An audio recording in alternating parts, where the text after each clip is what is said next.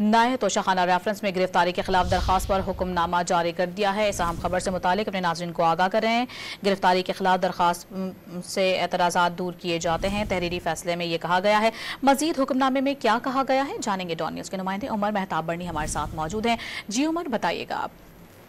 जी बिल्कुल, जस्टिस मियां गुल हसन औरंगजेब और जस्टिस सरबाब मोहम्मद ताहिर की जानिब से जारी तहरीरी हुक्मनामे में कहा गया है कि बुशरा बीबी के नए तोशाखाना रेफरेंस में गिरफ्तारी के खिलाफ दरख्वास्त पर से एतराज़ात दूर किए जाते हैं। दरख्वास्त गुजार वकील के मुताबिक ये दरख्वास्त दीगर दो दरख्वास्तों के साथ लायनहल तौर पर मुंसलिक है। इसी रेफरेंस में कॉल अप नोटिस के खिलाफ दो दरख्वास्तें पहले से जेर समात हैं। इस दरख्वास्त में नैब की जानिब से मुतवातर गिरफ्तारी को चैलेंज किया गया है।